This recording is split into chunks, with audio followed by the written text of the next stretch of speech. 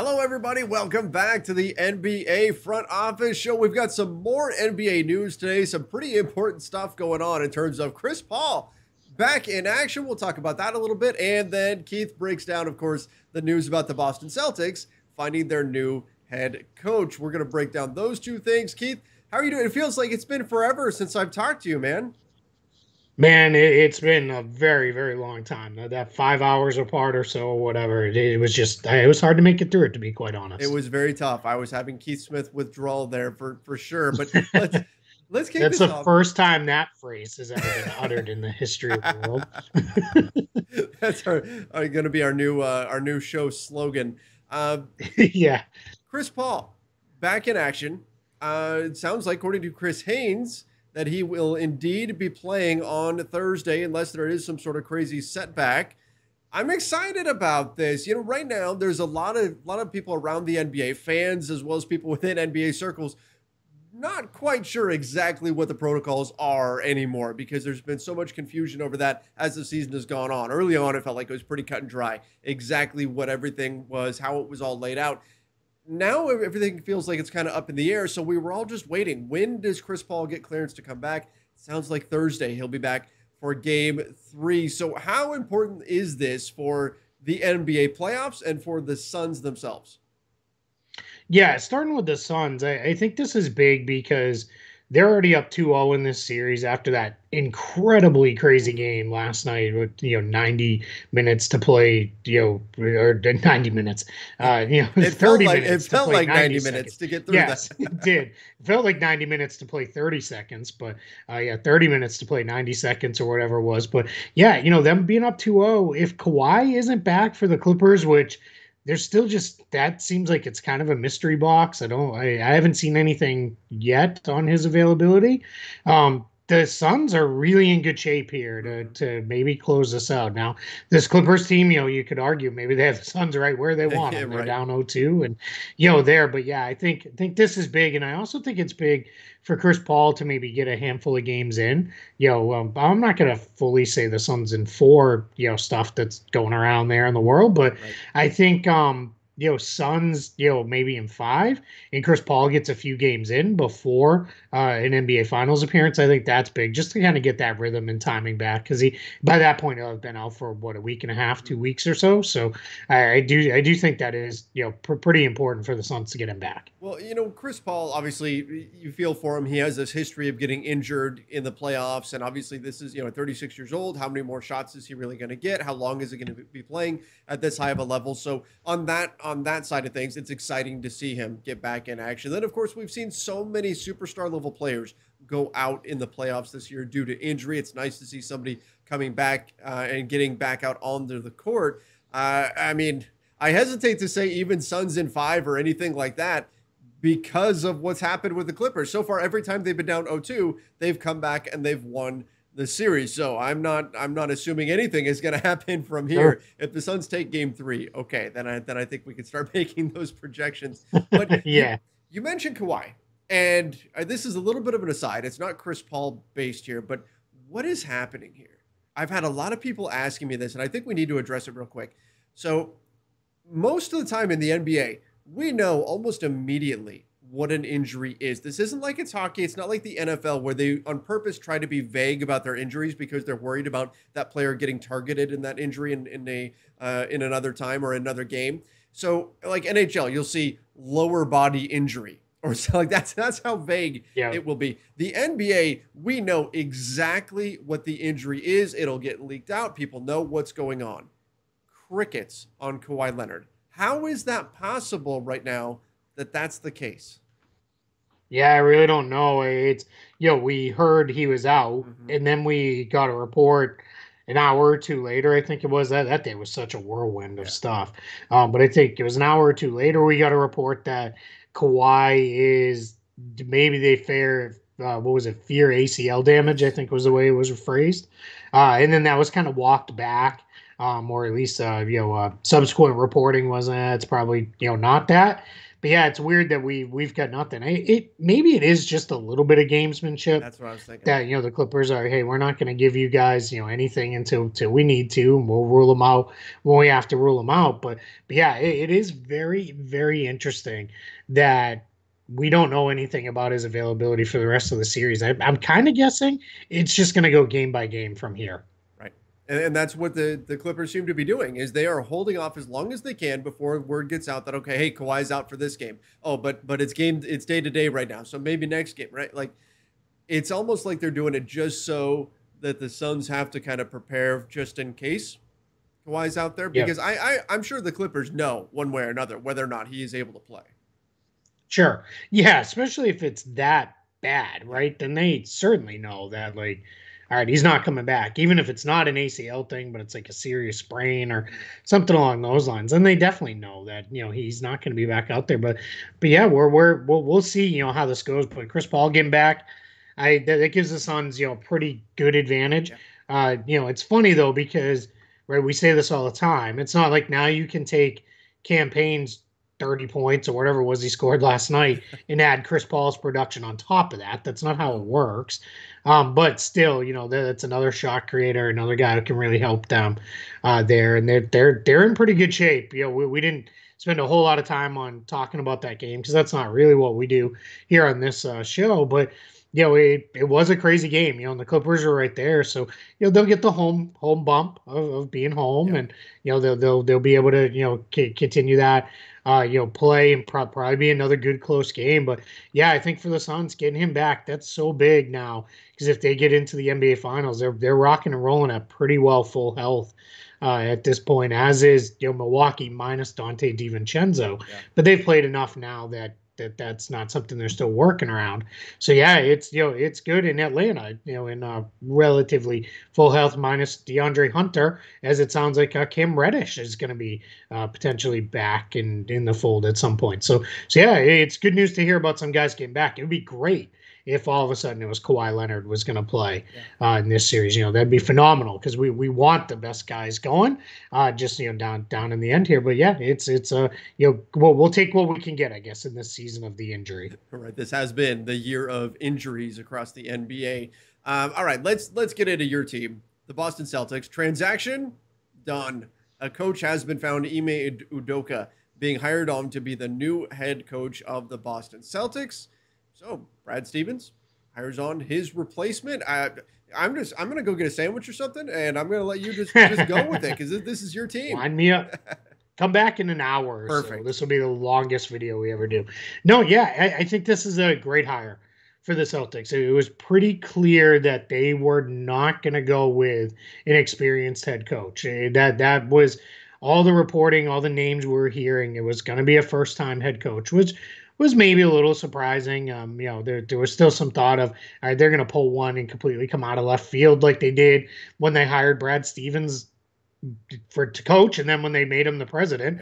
Both of those were completely shocking moves. But yeah, I think this is a great move for Boston. He's a very highly respected assistant. He's been around as an assistant for a long time, 9 years as an assistant coach now. He's been an assistant coach longer than his playing career in the NBA was. His playing career lasted seven parts of 7 different seasons. But yeah, he's defensively, he's considered to be one of the brightest defensive coaches out there. That's going to help Boston's defense. It slipped noticeably last year. Now, combine that with bringing back Al Horford. He's not the Al Horford he was with the Celtics before, but still, can do some quality stuff defensively, especially if he's a 5. And that then presumably they'll upgrade that spot over what they got from Kemba Walker defensively. So that'll be good. But more importantly, Ime Udoka comes in with the reputation of being a connector and a relationship builder. And that's really important. We've seen a lot of reporting about how the team was kind of fractured with the front office. Maybe they were, not as with Brad Stevens and stuff. But on top of that, I was one of the people who reported it, and others have as well. I'm assuming that when we get that, generally that means we all got it from the same source. When we have the same kind of messaging, is Brad Stevens involved Jason Tatum and Jaylen Brown and Marcus Smart in this decision to an extent. I'm not going as far as saying they made this hire by any means, but I think it was the initial round, from my understanding, was, hey, you guys were with him for Team USA in 2019. Mhm. What do you think about him? Then when it was finalist rounds, it was regroup back with those guys and, hey, what do you guys think if this is the direction we go, with that? And by all accounts, Tatum, Brown, and Smart all, stamped this with their stamp of approval of, hey, we're good. This is the guy we want. We're really happy. In the end, part of Brad Stevens' job is to build the roster, but a big chunk of roster building is keep your stars happy. And I know some people fire back, but Marcus Smart's not a star. He's not, but he's a very, very important player to the franchise. He's the longest tenured Celtic right now. So I think they did a really good job with this hire. If those guys are happy and you get somebody in there that, a lot of people are praising with that, let's see where it goes. On the flip side, the last time we heard about a coach hire that a lot of people really liked, Nate Bjorkgren, lasted about 3 months of happiness and then a whole bunch of angry players. So we'll see. I don't expect that's going to be the way it goes with Udoka, but that there is always that risk when it's a first time guy. You know, I mean, Udoka has been, it feels like he's been the guy that's been right there just about to get that Yeah, head coaching job for so long that it's great just to hear that he's got it, that he's got this position. He's been so highly regarded. But you mentioned him being a connector, and that is so often like the one of the biggest parts of a head coach's job. We tend to say, "Oh, we didn't like this guy's rotations, or we didn't like the substitution pattern, or we didn't like this play that he ran, or whatever," because that is visually, that's what we see on the TV screen, yep, out on the floor. We see those things, so it jumps out at us. But it's that behind the scenes stuff, building those relationships, that has such an important role in the overall success and chemistry of a team. And going along with that is involving the players in this decision. There's going to be some that will look at that and they will say, "Oh, this is another example of the players having too much power." And in this case, I don't think that's the way this should be viewed, because what you're doing is you're creating buy-in. The players feel like their voices are being heard, they're being empowered. This is part of the decision-making process, and that is going to create buy-in from day one because they were part of this decision. They weren't just told, "Hey, this is absolutely. your new coach. You have to listen to him." Instead, they were part of that process in order to make that decision. So I think that is a very, very key thing here for the Boston Celtics to do. Yeah, huge. It's especially in this day and age, you have to involve your best players in the decision making at some level. I don't think Brad Stevens, when it comes to making the 45th pick in the draft in a month here, is going to sit down with Tatum and Brown and say, "So what do you guys think?" They're not doing the scouting. They're not doing all that stuff. It's not going to be that way. But if they're making a major trade, or they are going to be signing a free agent that's going to have to come in and mesh with these guys, it is now clear to me that 100% there's going to be some level of, "Are you guys good?" Mm-hmm. Now, Stevens may say, "I'm doing it my anyway." Sure. That's his prerogative Absolutely. as the president of basketball operations.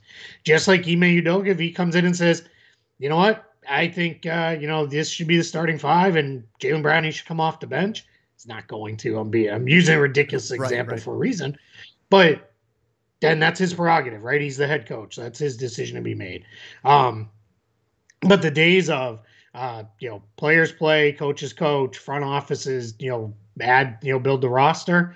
Yes, all those roles still very much exist, but it's a lot more tighter. You got to be on the same page than it ever was previous, because those things are just so important. Because otherwise, what you do, if you completely ignore your players and leave them out of things and they don't feel they have the buy-in, they're not going to be your No. players for much No. longer. They're going to either ask for trades, or when they're free agents, they're going to bounce, because guys want to feel that they're part of this.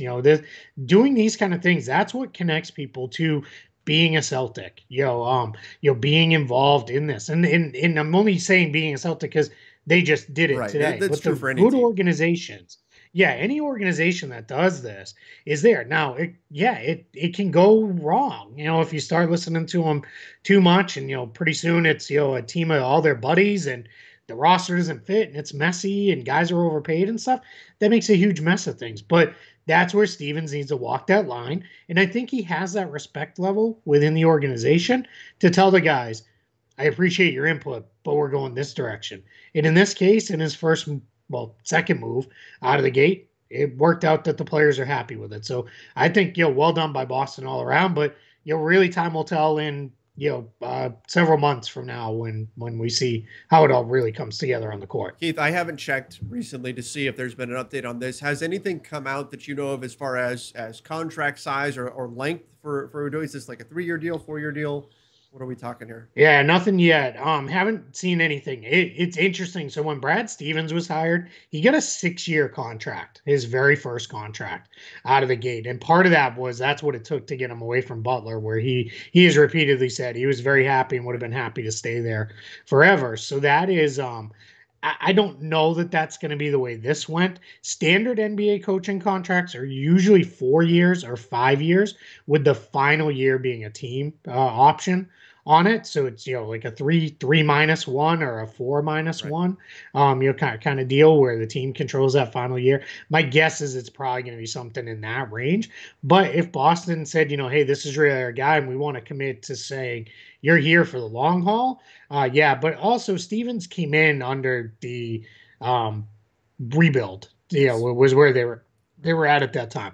This team's not there. They're more in what I keep calling a retool type of situation. So, important there. And then I will say one other thing too. Ime Udoka, not only the experience with Tatum, Brown, and Smart on the World Cup team, he was an assistant with Philadelphia when Al Horford was there for that 1 year there. So he should have a pretty good sense of, along with Stevens, clearly what to do. And now, from Celtics land, our eyes turn to how does he fill out his coaching staff? What's he going to do there? He's a defensive-minded coach, so probably wouldn't be the worst idea to get an offensive coach in there. But I think, he can look at Steve Nash, and what Steve Nash did as a first-time head coach was Steve Nash, I think, came in very smartly. I'm going to have Mike D'Antoni run a lot of my offense.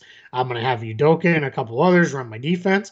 And I'm going to focus on managing personalities. Let's just put it that way, which then that's had some big ones. But the Celtics got some big ones too. So they think, if that's what they can do here. And then, of course, we know if he needs a little ATO magic late in the game, I'm sure he can get a couple sheets out of the playbook from the guy upstairs. Yeah, I'm sure he won't hesitate to share any of that with Ime Udoka. So no new head coach for the Boston Celtics, one down, a number of spots still available around the NBA, and we're going to be keeping an eye on those as we get further into the off season. Keith, kind of exciting. Our first week really of starting up this YouTube channel, by the way, just crossed over 1,000 subscribers. Thank you guys so much for that. We certainly appreciate it. But kind of cool. We got only one of those from my own family. That's right. Which is a little sad that we can't get the other one to sign in there. But she's embarrassed that her dad has a YouTube account. My gosh, we'll win her over at some point here. But that's it eventually, yeah.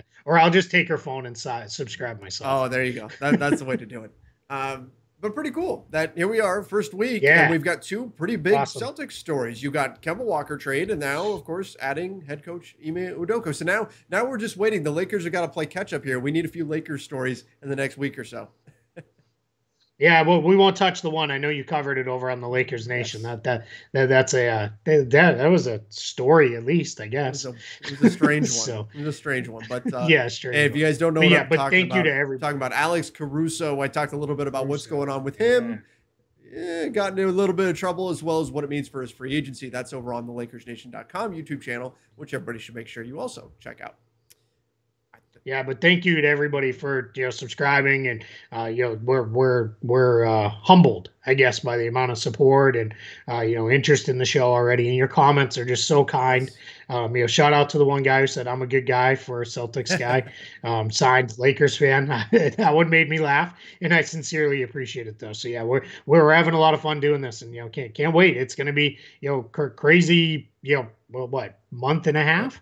As we go, we're just going to keep coming to you with all sorts of news and everything else and breaking it all down right here on Front Office Show. Right. Going to be a lot of fun. All right, everybody, make sure you do subscribe, and don't forget to turn on notifications as well so you get notified whenever we put out a new video. Till next time, stay safe and see you.